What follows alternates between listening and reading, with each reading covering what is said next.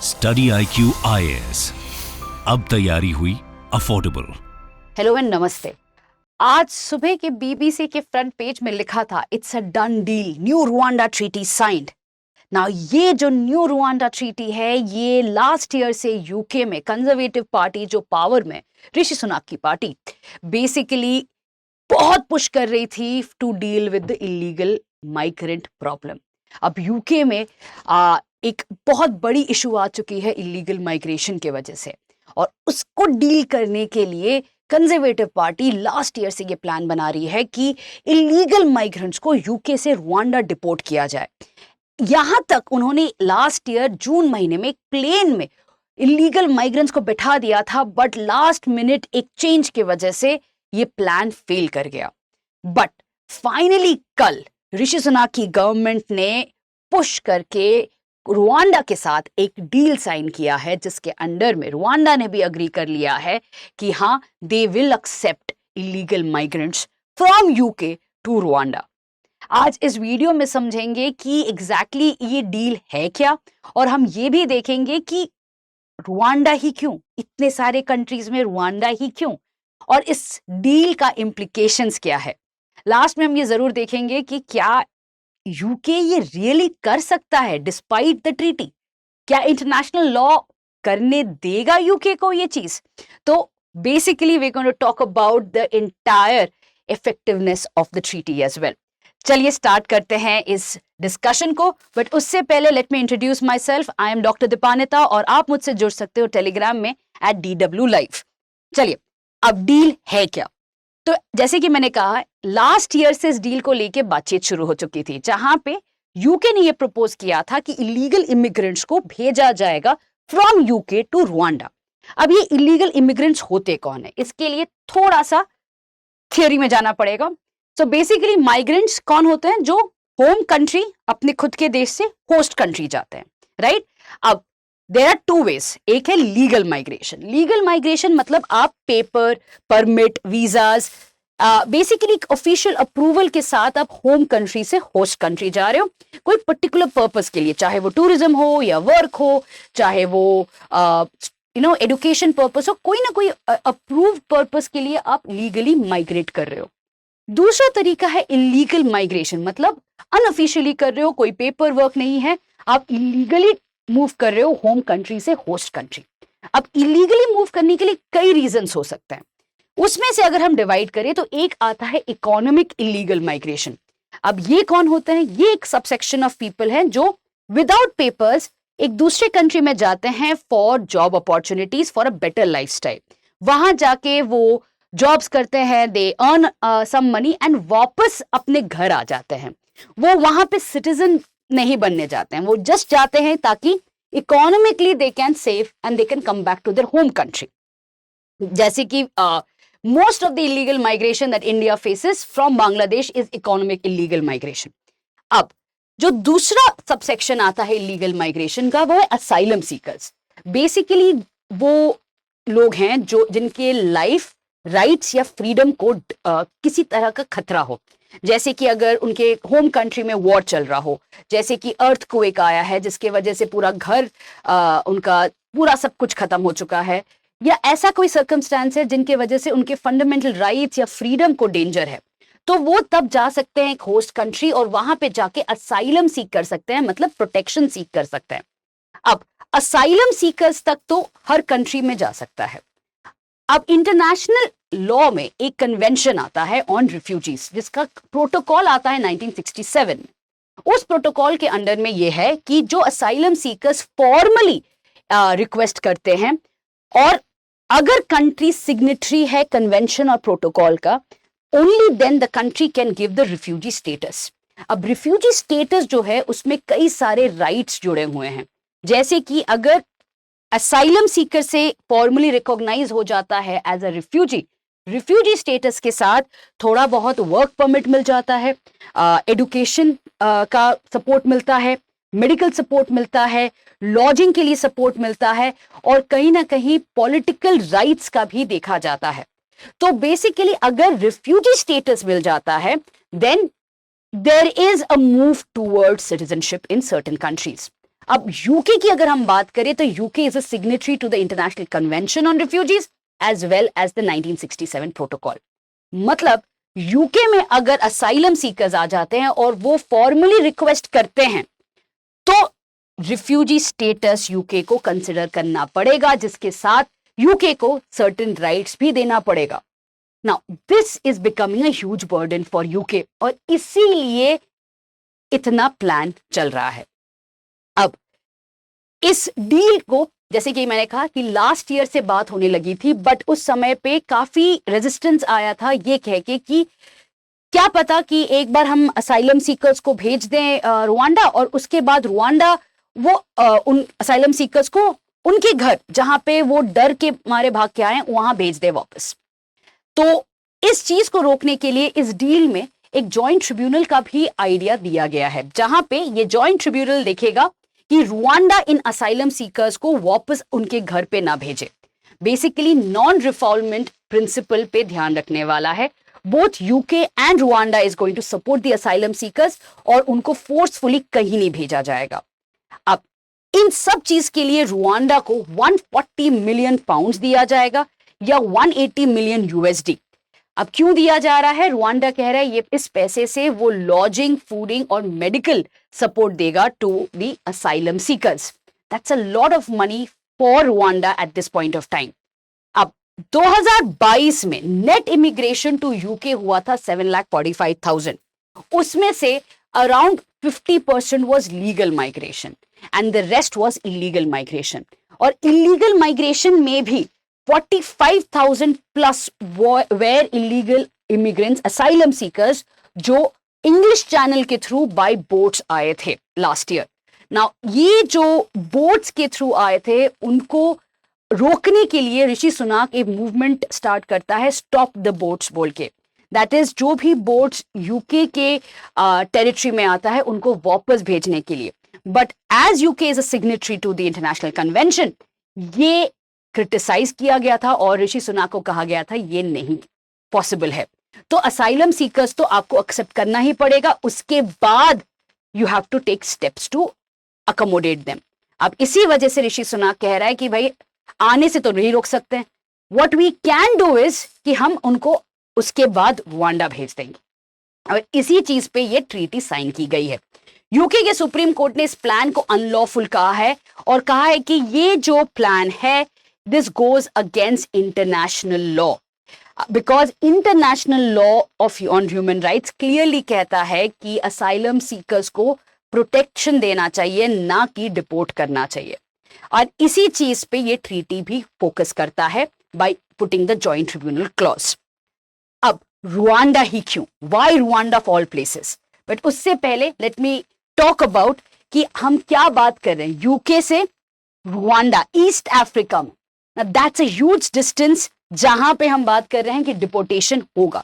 छोटी सी कंट्री है, अब उसमें भी आएंगे कि रुवांडा की हिस्ट्री क्या है, बट यहां पे आने के बाद उनका क्या फ्यूचर होगा इस पे कोई बात नहीं हुआ है। उनका क्या प्रोटेक्शन रहेगा, कैसे उनको सपोर्ट किया जाएगा, ये ट्रीटी एब्सोल्युटली इस पे साइलेंट है। अब बीबीसी के रिपोर्ट में ये क्लियरली बताया गया है, जो इंग्लिश चैनल में दे हैव बीन क्रॉसिंग, तो 2022 में ये पीक किया है और 2023 में अभी तक it is still around 30,000 that have cross through, पर अभी भी एक महीना बाकी है जहां पे ये टच कर सकता है 2022 के लेवल तक। तो इसीलिए this problem is a major issue in front of the Rishi Sunak government. और इलेक्शंस आ रहा है जनवरी 2025, जिसके लिए ऋषि सुनाक पूरी तरह कोशिश कर रहा है इस चीज को एक इलेक्शन के लिए एक मुद्दा बनाया जाए ताकि कंजर्वेटिव पार्टी फिर से पावर में आए। अब चलते हैं रुवांडा ही क्यों, बट उससे पहले let me introduce P2I batch 5 जो स्टार्ट हो रहा है 8 दिसंबर। अगर आप कोड यूज करते हैं DW लाइव तो आपको मैक्सिमम डिस्काउंट मिलेगा और कोर्स का प्राइस जो 70,000 है वो आपको डिस्काउंट में 24,999 रुपीज में मिलेगा। आप जाइए स्टडी IQ के वेबसाइट में, देखिए क्या फीचर्स हैं, जैसे कि best faculty, daily answer writing, mentorship, hand written notes, crux, there are so many features. तो जाके एक बार स्टडी IQ के वेबसाइट में जरूर जाके देखना कि क्या क्या फीचर्स है और कैसे ये फीचर्स आपको आपके UPSC जर्नी में सपोर्ट करने वाले हैं। चलिए आते हैं कि रुआंडा ही क्यों। अब पहले क्या हुआ था 2022 में कि रुआंडा को देखा गया था as a tentative option, right, और एक आइडिया था कि एक बार ट्राई किया जाए विथ रुआंडा, और एक फ्लाइट में इलीगल इमिग्रेंट्स को दे हैड बेसिकली सेड कि उनको रेडी किया गया था, flight was about to take off. Preeti Patel एक यूके की लॉ मेकर इस चीज को पुश भी कर रही थी। उसी दौरान European convention on human rights ने एक डिक्लेरेशन किया कि ये इलीगल है। अब UK even though European union का मेंबर नहीं है, but it is a signatory of the European Convention on Human Rights since 1959, and therefore जो जजमेंट या डिक्लेरेशन आया था कन्वेंशन से, यूरोपियन कन्वेंशन से, उनको मानना पड़ेगा। ये there was no other way but to follow it. इसी वजह से ये प्लेन रुक जाता है और इलीगल इमिग्रेंट्स को प्लेन से उतार दिया जाता है। बट तभी भी क्वेश्चन ये था कि भाई अगर डिपोर्ट हो जाता तो एक प्रेसिडेंट शुरू हो जाता कि हाँ, इलीगल इमिग्रेशन को इस तरीके से यूके डील करेगा। अब आते हैं रुआंडा। रुआंडा अगर हम बात करते हैं, रुआंडा में 1990s में जेनोसाइड हुआ था, जहां पे दो ट्राइब्स हुतू और तुत्सी के बीच में फाइट हुआ था, और तुत्सी को about 1 million Tutsis were killed. उसके बाद Paul Kagame comes to power as a vice president, but वो डी फैक्टो रूलर थे तभी भी, बट वो प्रेसिडेंट बनते हैं साल 2000 में, और तब से लेके वो प्रेसिडेंट ही है रुआंडा में। उन्होंने हर तरीके से ऑपोजिशन हटा दिया है। There is no freedom of speech और media, and Rwanda is an absolute authoritarian country, जहां पे पॉल कगामे जो बोलता है वही होता है।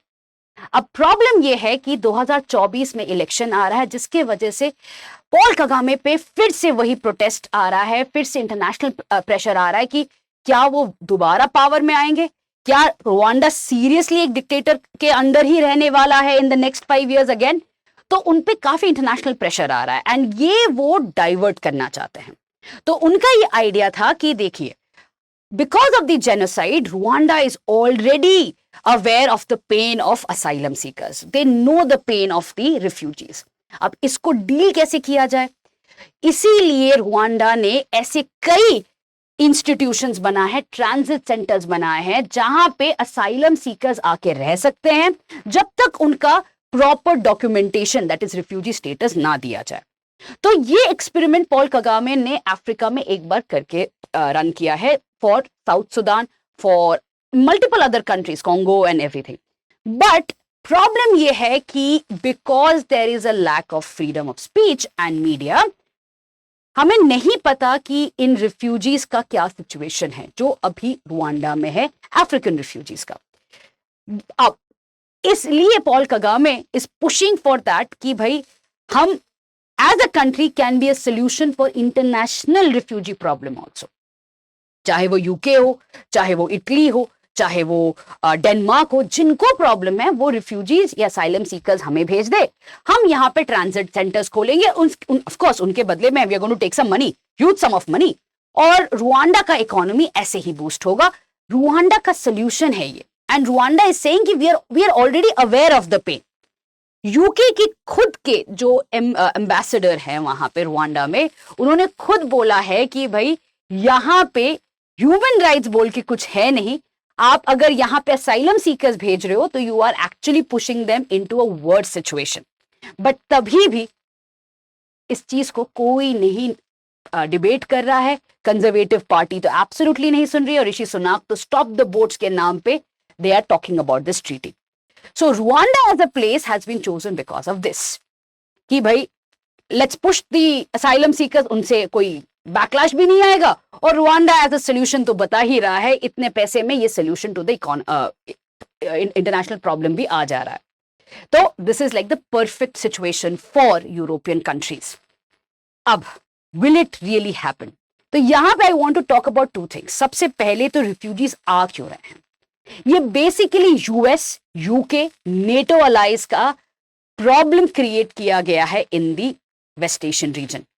अफगानिस्तान में there was no reason for so many wars including Iraq war जहां पे WMD के लिए ढूंढने गए थे पर मिला नहीं था, उसके बाद सीरिया, उसके बाद Afghanistan, they have made a mess of this region.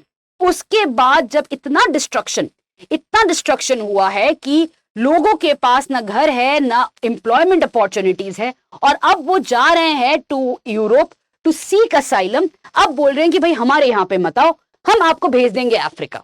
अगर उनको अफ्रीका ही जाना था तो वो अफ्रीका पहले ही चले जाते, उनको नहीं जाना है Africa, they are coming to Europe for asylum. So ये जो प्लान है it is absolutely against international human rights. Second, hypocrisy पे आते हैं।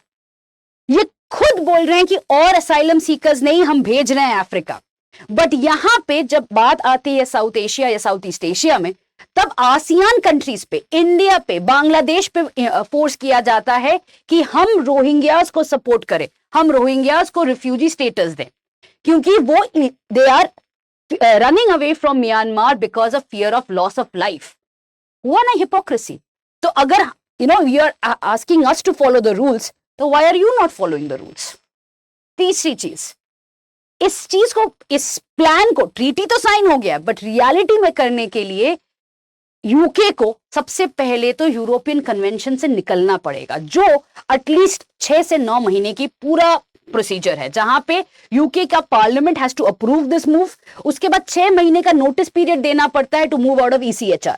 दैट मीन्स ये रियलिटी में तो नहीं होने वाला है बिफोर द नेक्स्ट इलेक्शन, और नेक्स्ट इलेक्शन की बात who knows who is going to be in power. तो ये बेसिकली इलेक्शन के लिए पूरा ड्रामा चल रहा है। Now next other fourth point पे आते हैं, क्या ये रियलिटी में पुश किया जा सकता है? सोचिए इलेक्शन के बाद फिर से ऋषि सुनाक की गवर्नमेंट आती है, क्या इंटरनेशनली UN, US और अदर यूरोपियन कंट्रीज इसको करने देगा यूके को? अब जर्मनी और इटली दोनों वेट कर रहे हैं कि सक्सेसफुली अगर यूके ने पुल आउट किया तो वो भी ऐसा कुछ निगोशिएट करेंगे अफ्रीकन कंट्रीज के साथ। तो there is a possibility but a very little possibility, because US नहीं होने देगा इस चीज को। यूएस ये बोलेगा कि भाई अगर ये हो रहा है तो अब हर कंट्री के पास ये ऑप्शन रहेगा कि कोई और कंट्री में रिफ्यूजीज भेज दे, which is going to be disastrous for the refugees, disastrous for the human rights. इसी वजह से एक डेफिनेटली एक बैकलैश आएगा domestically, there will be through the NGOs as well as House of Lords में भी इस चीज को लेके तो एक्सेप्टेंस नहीं आने वाली है, ऋषि सुनाक जितना भी कोशिश कर ले। Eight this point of time ये ऐसा ही लग रहा है कि एक ऐसा ट्रीटी साइन कर दिया गया है रुवांडा के साथ, बट रियलिटी में ये नहीं कैरी आउट होगा। इसी के साथ इस वीडियो को खत्म करते हैं। Thank you for joining me today. Study IQ IAS, अब तैयारी हुई अफोर्डेबल।